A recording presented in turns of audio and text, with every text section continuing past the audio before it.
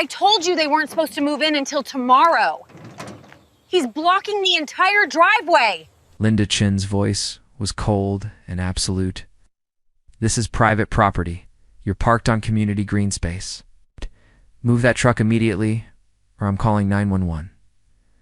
Like calling 911. Could erase what the deed proved since the estate sale? Like 30? Years of community use could override the fact that I'd purchased 6 lots.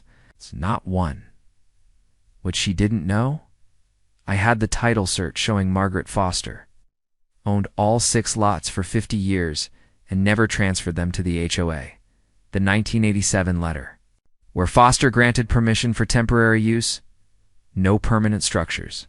And the emails proving Linda was fighting to protect her $75,000 property value, not the community. Linda made the mistake every HOA president makes, assuming decades of maintenance established ownership without checking who held title. She assumed wrong. This is the story of how an HOA paid $43,000 in damages and removed their gazebo because Linda couldn't answer one question. Do you have a deed showing the HOA owns those lots? Because property law doesn't care how long you used it. Cares who owns it. But let me start from the beginning. Before we dive into, I'd love to know where you're listening from today. And don't forget to hit the like and subscribe buttons for more interesting stories, just like this. I've been flipping properties for 12 years. Started with small. Residential distressed houses, foreclosures, anything with equity potential. Cleaned them up, sold them, reinvested. Built a portfolio that eventually let me quit my job and do real estate full-time. The lake house wasn't supposed to be a flip. It was supposed to be mine. I found it through an estate sale listing in March. The previous owner, Margaret Foster, had died at 93. No children, no close relatives. The estate attorney was liquidating everything quickly to settle debts and distribute what remained to distant cousins, who didn't want the hassle of managing property. The house sat on the south shore of Lake Harmon, about 40 minutes outside the city. It's built in 1972, classic A-frame design with floor-to-ceiling windows facing the water, 3 bedrooms, 2 baths, wraparound deck, private dock. The kind of place you see in vacation rental ads and think, someday. For me, someday was now. The asking price was $220,000. I offered $180,000, citing needed updates, roof, HVAC, cosmetic work. The estate attorney accepted within 2 days. They wanted it done. I closed in 3 weeks. The title work was routine. My attorney ordered the usual title search survey, lien check. Everything came back clean, no mortgages, no judgments. Clear transfer from Margaret Foster's estate to me, but there was something interesting in the legal description. The deed didn't just convey 123 Lakeshore Drive, Lot 3. It conveyed lots 3, 4, 5, 6, 7, and 8, Block A. Lakeside Meadows subdivision, 6 lots. I called my attorney. Tom, the deed lists 6 lots. Is that normal? Let me check the plat. He put me on hold. Came back a minute later. Yeah, the original subdivision platted 12 lots along the lake. 2-acre lots. Your deed conveys 6 contiguous lots about 12 acres total. The house sits on lot 3. The others appear to be undeveloped. So I own 5 empty lakefront lots? Looks like it. Margaret Foster bought all 6 in 1968. Never sold them separately. You got the whole package. I pulled up the satellite view. The house sat on the western edge of the property. To the east, 5 lots stretched along the shoreline open grass. Scattered trees, direct lake access, beautiful, undeveloped, and apparently mine. This wasn't just a lake house. This was an opportunity. I could build on those lots, sell them individually, develop a small lakefront compound. Whatever I wanted, I signed the closing documents with a grin. Moving day was a Saturday in early April. I rented a 26-foot truck, loaded it with furniture, and drove out to the lake. The weather was perfect, clear skies, mid-60s, light breeze. Off the water. The kind of day that made you forget winter ever happened. Lakeside Meadows was a quiet community. 50 or 60 homes, mostly older couples and young families. Tree-lined streets, well-maintained yards, small entrance sign that read "Welcome to Lakeside Meadows, a community of neighbors." I turned onto Lakeshore Drive and spotted my house immediately. The A-frame stood out, taller than the ranches and split levels around it. The deck faced the water, and beyond it, the lake stretched blue and calm under the sun. I pulled the moving truck into the driveway, long and wide, easily big enough for the truck in my car. Started unloading boxes. 10 minutes in, a woman appeared, mid-50s. Athletic build, short dark hair, power walking stride. She wore yoga pants and a fleece vest, and her expression was somewhere between annoyed and outraged. "Excuse me," she called, marching up the driveway. "This is private property. You can't park that truck here." I set down the box I was carrying. "I own this house. I'm moving in." She stopped, hands on hips. "You own Lot 3? That truck is parked on Lot 4? This area is designated community green space. No commercial vehicles allowed." I looked at the truck. It was entirely in my driveway, which was entirely on my property. "This is my driveway, on my lot. Lot 4 is green space," she said, as if explaining something to a child. "You're blocking the view corridor. This is a violation of HOA bylaws. Not on Lot 4, I'm on Lot 3. My driveway. The truck extends past the property line. You're encroaching on community space." I stared at her. "Who are you?" "Linda Chen, HOA president. And you're in violation of community standards." "I'm moving into my house," I said slowly. "This is a moving truck, residential moving, not commercial activity. I don't care what you call it. It's a commercial vehicle and it's blocking green space. Move it immediately. I'll move it when I'm done unloading." Her face hardened. "You have 5 minutes. If it's not moved, I'm calling the police." I laughed. Couldn't help it. "You're going to call the police because I'm moving into my own house?" "I'm calling the police because you're trespassing on community property and violating HOA regulations. 5 minutes." She turned and walked back toward the house next door, hers, apparently. I went back to unloading, assuming she was bluffing. She. WASN. Single quotes. 4 minutes later, Linda stood at the end of my driveway with her phone to her ear, speaking loud enough for me to hear. Double quotes. "Yes. I need to report a trespassing situation. There's someone with a commercial truck blocking our community green space. Lakeside Meadows subdivision, 123 Lakeshore Drive." I stopped mid-lift, holding a lamp. "Are you serious right now?" She ignored me. "No, they're refusing to move." "Yes, I'm the HOA president. We have rules about commercial vehicles and green space. Encroachment." I walked over. "Call 911 because I'm unloading a moving truck." She lowered the phone. "You were warned. The police will explain the rules. There's no emergency here. Trespassing is an emergency. I own this property. You own Lot 3, not Lot 4. That's community land." She turned and walked back to her house. Phone still at her ear. I stood there, furious and confused, watching her disappear inside. What the hell had I just bought into? The sheriff's deputy arrived 12 minutes later. Young guy. Okay, maybe late 20s. Looking like he'd rather be anywhere else. He got out of his cruiser and approached slowly, taking in the scene, me standing next to a moving truck, boxers scattered across the driveway, no visible crime in progress. "Afternoon," he said. "I got a call about a trespassing complaint." "That would be Linda Chen," I said, gesturing toward her house. "She called 911 because I'm moving into my house." "You live here?" "As of 3 weeks ago. Just closed." I pulled out my phone, showed him the DED PDF. "I own this property. This is my moving truck, in my driveway on my land." The deputy looked at the deed, then at the truck. What's the issue?" Linda emerged from her house and walked over, arms crossed. "Officer, this man is parked on community green space, Lot 4. It's a violation of HOA regulations." The deputy looked at me. "Is the truck on Lot 4? "No. It's in my driveway. On Lot 3, which I own." Linda pointed east. "The truck is encroaching on Lot 4, which is designated green space maintained by the HOA." The deputy sighed. "Ma'am, this sounds like an HOA dispute, not a criminal matter. If he owns the property and he's moving in, he's allowed to have a truck here." but the HOA bylaws are a civil issue, not a police matter. You own the house? Yes. You're moving in? Yes. Then you're good. Finish your move. He looked at Linda. Ma'am, if you have an issue with HOA rules, that's something you handle internally or through a lawyer. This isn't a 911 situation. Linda's face went red. He's violating community standards. That's not a crime. Have a good day, folks.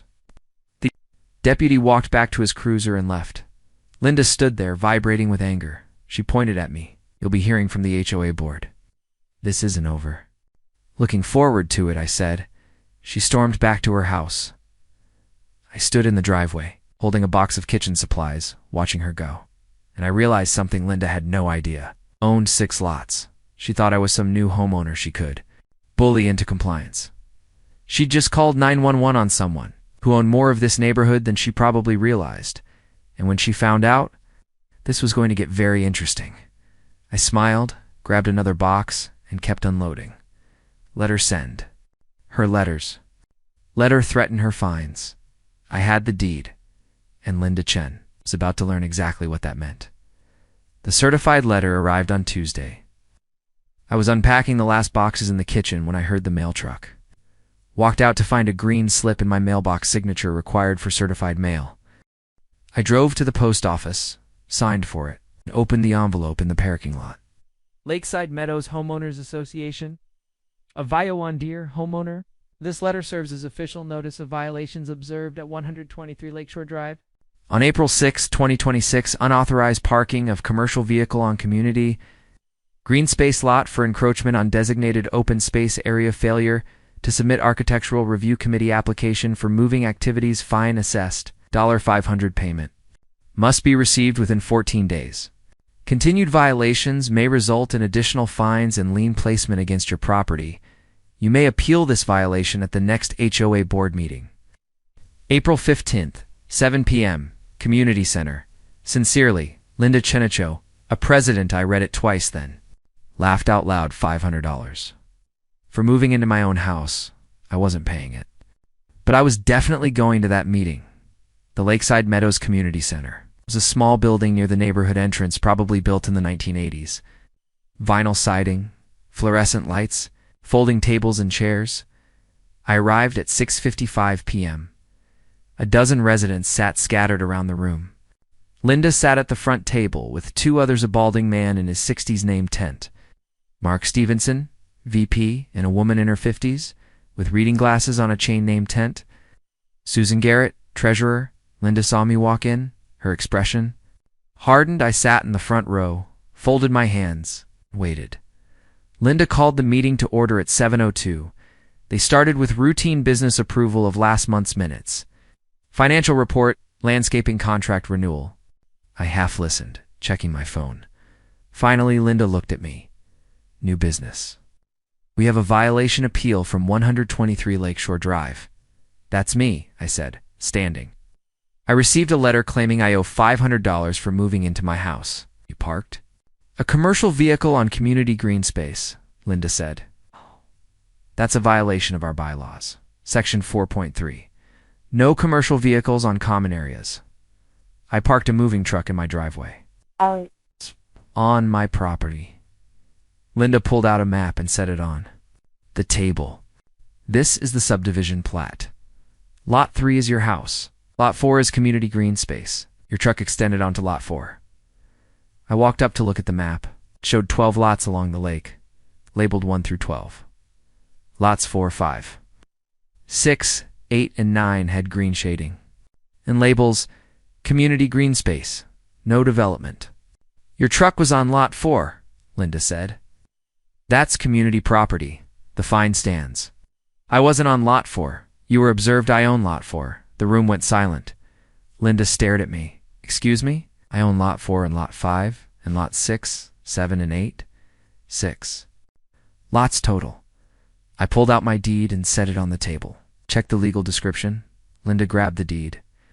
Mark and Susan leaned over to read it. Lots 3, 4, 5, 6, 7, and 8. Block a Lakeside Meadows subdivision, I said. All conveyed to me in the estate sale. All private property, not community property. Linda looked up, face pale. That's impossible. Those lots are HOA land. No, they're not. They were owned by Margaret Foster. She bought all 6 in 1968 when the subdivision was platted. Built her house on Lot 3, kept the others as a buffer, never transferred them to the HOA. When she died, her estate sold them to me. Mark spoke up. But we've been maintaining those lots for 30 years. You've been maintaining my property? I said. Without permission, that doesn't make them yours. Susan flipped through the deed pages. This is signed by the probate court. It looks legitimate. It is legitimate, I said. I own those lots. So when Linda claimed I was parking on community green space, she was wrong. I was parking on my property. Linda's jaw tightened. The community has used those lots as green space since the 1970s. We mow them. We maintain them. We hold events there. They're ours. You assumed they were yours. You never checked title. Now you're trying to find me for using my own land. Well, see what our attorney says? Linda snapped. Can't just claim community property because you bought one house. I'm not claiming it. I own it. There's a difference. Picked up the deed. If you want to verify, call the county recorder's office. The title is clear. Linda looked at Mark and Susan. We need to investigate this. I moved that the board consult with our attorney to determine the status of lots 4 through 8. Second, Mark said quickly. They voted. 3 in favor. Linda turned to me. Until this is resolved, you are not to interfere with community use of those lots. No fences, no signs, no construction. If you do, we'll take legal action. You're threatening to sue me if I use my own property? We're protecting community assets, Linda said coldly. This meeting is adjourned.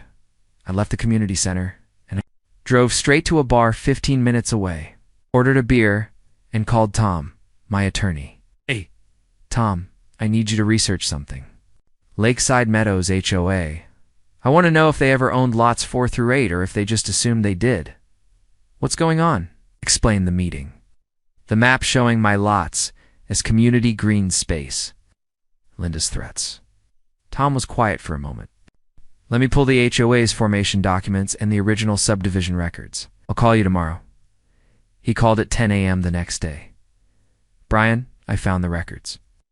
The HOA was formed in 1975, 7 years after the subdivision was platted. The Declaration of Covenants lists specific common areas and entrance sign. A small tot lot on a different block and walkways. No mention of lots 4 through 8, so they never owned them, correct? Those lots stayed with Margaret Foster. I also found meeting minutes from the 1980s where residents requested permission to use Mrs. Foster's open lots for community picnics. She apparently said yes, so they've been using my land with permission from the previous owner. Permission. That ended when she died, and the property transferred to you. You don't have any legal claim. Linda's threatening to sue if I interfere with their use. Tom laughed. Let her try. You own the land. You can do whatever you want with it. They want continued access. They need your permission, which you're under no obligation to give. What should I do? Document everything. Take photos of what they've installed on your lots. Get a survey to confirm the boundaries. And if they escalate, we respond with a demand letter making your ownership clear. Do it. Get the survey scheduled. And draft a letter. I drove out to the property that afternoon and walked the 5 lots east of my house. They were beautiful. Gently sloping lawns leading down to the lake, scattered oak and maple trees. Wildflowers starting to bloom near the water's edge. I could see why the community loved them, but they'd also made themselves at home. On Lot 5, someone had installed a park bench facing the lake. On Lot 6, a wooden gazebo, maybe 10 by 10 feet, shingled roof, painted white. On Lot 7, a stone walking path leading down to the water, all on my land. Without permission, I took photos, lots of them. Then I noticed something else. The gazebo had a small plaque dedicated to the Lakeside Meadows community, 2018, built with pride by our residents. They'd built a structure on my property 5 years ago and dedicated it to themselves. I called Tom. They built a gazebo on lot 6. Looks expensive. Get pictures. They sue, we countersue for trespass, and demand they remove it. The second violation. Notice arrived Friday. Notice of violation second OFA fee and SC Mr. Holloway, you are hereby notified of an additional violation. It's unauthorized claim to community property lots 4 to 8, making false claims to HOA. Common areas constitutes interference with community operations and harassment of board members. Fine assessed. $1,000 additionally, your previous fine of $500 remains unpaid. Total due, $1,500. Failure to pay within 10 days will result in lien filing against your property and potential legal action. This is your final warning. Linda Chen. Stared at the letter. They were fining me $1,000 for claiming to own property I actually owned and threatening to lien my house if I didn't pay. I called Tom. They just escalated. I need that survey done immediately. I want to file something a declaratory judgment. Whatever it takes to make it crystal clear that I own those lots and they need to back off. I'll draft a complaint. I'll ask the court to confirm your title and enjoin the HOA from interfering with your property rights. But Brian, this is going to get expensive. I don't care. They called 911 on me for moving in. Now they're fining me for owning land. I'm not backing down. Understood. I'll have the complaint ready by Monday. I hung up and looked at the violation notice again. Linda. Chen had made a massive mistake. She'd assumed those lots were HOA property. Because they'd been treating them that way for decades, she'd never checked the title, and now she was doubling down. Threatening me. Trying to bully me into surrendering property I legally owned. She was about to learn a very expensive lesson. I owned the block, and was about to prove it. The surveyor came out on Monday morning. Professional crew, 3 people, total station equipment. They spent 4 hours walking the property, setting up instruments, driving stakes with bright orange flags. I watched from my deck as they worked their way down the shoreline, marking the boundaries of each lot with precision. The crew chief, a guy named Ron, probably late 50s, came up to the house when they finished. You've got 6 lots here, he said, showing me the preliminary map. Lots 3 through 8, just like your deed says. Total of 12.3 acres. All lakefront. Beautiful property. And the structures, the gazebo, the benches, he checked his notes. Gazebos on lot 6, benches on lot 5 and lot 7, walking path crosses lot 6 and 7, all within your property boundaries. So the HOA built all that on my land. Looks that way. You want the full written report? Yeah, as detailed as possible. I'm going to need it for court. Ron raised an eyebrow but didn't ask questions. You'll have it by Friday. Tom sent the demand. Letter on Wednesday, formal, legal, unambiguous. Sent via certified mail to Linda Chen, the HOA board, and the HOA's registered agent. Dear Lakeside Meadows, HOA board. This firm represents Brian Holloway, owner of lots 3 to 8, Block A, Lakeside Meadows subdivision. Recent survey confirms Mr. Holloway's ownership of approximately 12.3 acres, including the lots your association has incorrectly designated as community green space. These lots have never been transferred to the HOA. They are private property. Your association's use of this land, including installation of structures, landscaping, and public events, has been without legal authorization. We demand the following. Immediate cessation of all references to lots 4 to 8 as community property, removal of all unauthorized structures, gazebo, walking paths within 30 days, withdrawal of all fines assessed against Mr. Holloway. Public correction of false statements regarding ownership. Failure to comply will result in legal action for trespass, removal, and damages. Sincerely, Thomas Chen. Attorney at Lai. Got a copy via email. Read it 3 times, smiling. Think they'll comply? I asked Tom on the phone. Doubtful. Linda's dug in. But this gives them a chance to back down before it gets ugly. And if they don't, we file suit. Ask the court to confirm your title, order removal of the structures, and assess damages for trespass. You're looking at $20,000 to $30,000 in legal fees, depositions, expar witnesses, trial prep. Maybe more if they drag it out. but you'll recover most of it when you win. And you will win. The law is clear. Do it. I want everything ready to go. Linda's response came faster than I expected. Not to, Tom, to the entire community. Thursday evening, every HOA member received an email. Subject: urgent resident threatens community green space. Dear neighbors, I am writing to inform you of a serious threat to our community. A new resident at 123 Lakeshore Drive is claiming ownership of lots 4 to 8. The green space areas we have enjoyed and maintained for over 30 years. He's demanding we remove our gazebo, benches, and walking path structures we built together as a community. This resident is trying to steal our parks. His attorney has threatened legal action if we don't surrender the land. This would eliminate our lakefront access, destroy property values, and ruin the character of our neighborhood. We must stand together. I am calling an emergency community meeting for Saturday, April 20th, 10 a.m. at the community center. Every homeowner needs to attend. We need to show this individual that Lakeside Meadows will not be bullied. Our community, our land, our future. Linda Chen, HOA. President Tai read it twice. Furious. She was lying to the entire neighborhood, claiming I was stealing their land when I'd legally purchased it, rallying them against me. Tom called within an hour. Did you see the email? Yeah. She's creating a mob. You need to be careful. I'm going to that meeting. Brian, that might not be smart. 80 angry homeowners who think you're stealing their park. I'm going. They need to hear the truth. Tom sighed. Then I'm going with you. Saturday morning, the community center parking lot was packed. I counted at least 60 cars. Tom and I walked in together at 9:55. The room was standing room only. Maybe 80 or 90 people crammed into a space meant for 50. Every head turned when I entered. The hostility was immediate. Glares, whispers, crossed arms.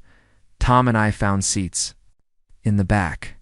Linda stood at the front table with Mark Stevenson and Susan Garrett flanking her. A man in a suit, her attorney, probably sat to her left. Mark looked uncomfortable, fidgeting with papers. Susan stared at the table, avoiding eye contact. Linda called the meeting to order at 10:05. Thank you all for coming. I know this is last minute, but we're facing a crisis. She gestured toward me. That man in the back, Brian Holloway, has claimed ownership of our community green space, lots 4 through 8. The land we've used for 30 years. Murmurs spread.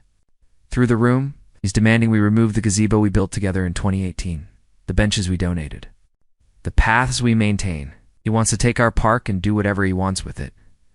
A woman in the front row stood. Can he do that? Just claim our land? That's what we're fighting, Linda said. His attorney sent a threatening letter. We have rights. We've maintained that land for decades. We've invested our money in improvements. We've held community events, their birthdays, picnics, weddings. That land belongs to all of us. Linda's attorney stood. I'm David Brenner, representing the HOA. We're exploring an adverse possession claim. Under state law, continuous, open use of property for 30 years can establish legal title, especially when the community has made substantial improvements and maintained the land as their own. I stood up. That's not true. Every eye turned to me. I kept my voice calm. I understand you're upset. I know this feels unfair, but the deed is public record. Anyone can verify it at the county recorder's office.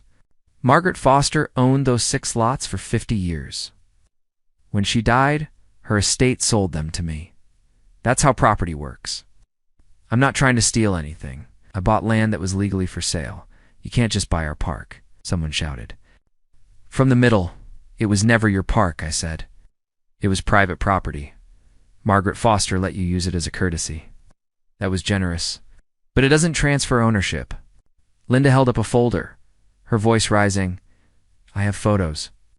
30 years of community use. She pulled out a picture and held it up. A little girl's birthday party, maybe 20 kids gathered around the gazebo. Balloons tied to the white posts, a rainbow cake on the picnic table. She showed another, an older couple in formal wear, holding hands at sunset by the lake, a small crowd watching.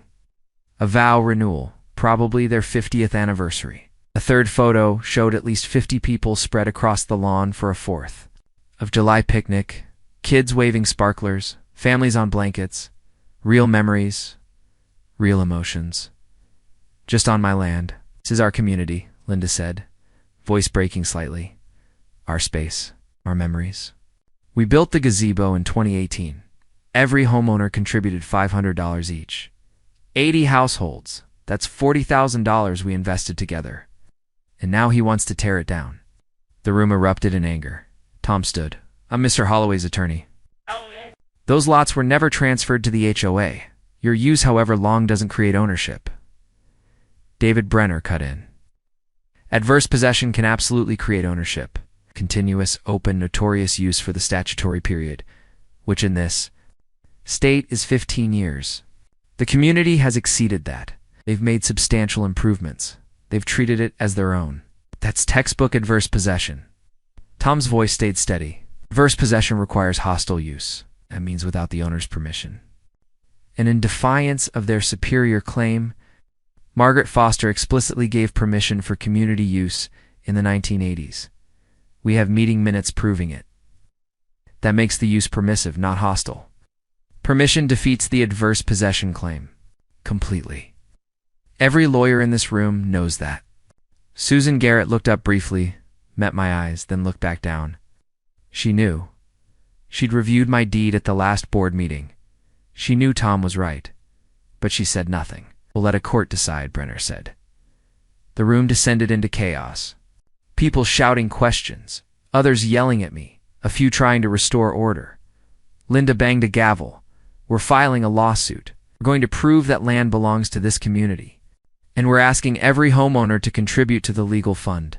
We fought for our gazebo once. We'll fight again. Hands shot up. How much? Where do we donate? What can we do? I looked at Tom. He shook his head slightly. Let's go. We walked toward the door through a chorus of boos and angry shouts. As we reached the exit, an older man, maybe 70, standing near the back caught my eye. He didn't speak, didn't smile, just gave a slight nod, his expression saying what he couldn't say aloud. You're right, but I can't say it publicly. I wasn't completely alone, just outnumbered. The vandalism started that night. I woke up Sunday morning to find every survey stake pulled out and thrown in the lake. All 36 of them $100 worth of survey work. Destroyed the no trespassing private property signs I'd posted on lots 4 to 8. Torn down, ripped to pieces, scattered across the lawn, and my truck parked in the driveway had red paint splashed across the hood and windshield. Big, angry streaks. The kind that would take professional work to remove. I called the sheriff deputy. Collins came out, the same guy from moving day. He looked tired. This is getting out of hand, he said, photographing the paint damage. Linda Chen held a meeting yesterday. Got 80 people worked up, told them I'm stealing their park. Now, my property's vandalized. Do you have proof she did this? Oh, but the timing's obvious. I'll file a report. But unless you have evidence linking someone specific to the vandalism, there's not much I can do. I took the truck to a body shop Monday morning. The estimate came back $1,200 to strip sand and repaint the affected panels. I kept the receipt, added. It's the running list of damages I'd claim in court. Linda wanted a war over property lines. Fine. Every dollar this cost me would come back in the judgment. Linda called the sheriff's office that afternoon, filed a complaint claiming I was harassing residents by posting threatening signs on community land. Collins called me. Linda Chen says, "You're posting threatening signs." They're not threatening. They say private property and no trespassing. Because it's my property and people are trespassing. She says it's community land. It's not. Own it. You've seen the deed. Mr. Holloway, I know. The deed is clear. But this is a civil dispute. You two need to resolve